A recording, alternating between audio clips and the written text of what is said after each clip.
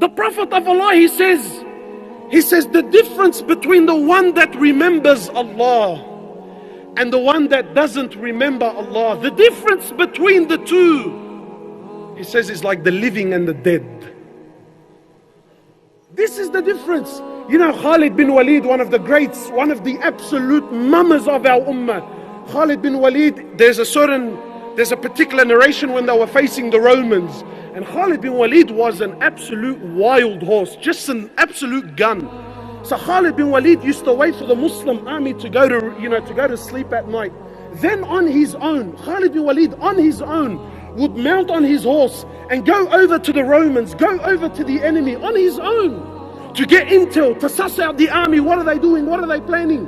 So the Muslims used to trip it. They used to say, Khalid, what's wrong with you? You're the Amir, you're going on your own. I mean, at the very least, take some men with you. Maybe something happens to you, you're killed, something happens. Look at the way he thought.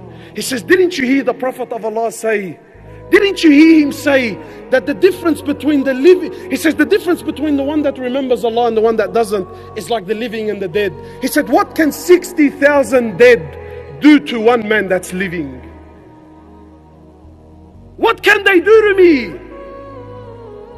Why? Because when you remember Allah, my brothers, wallahi, your heart comes to life.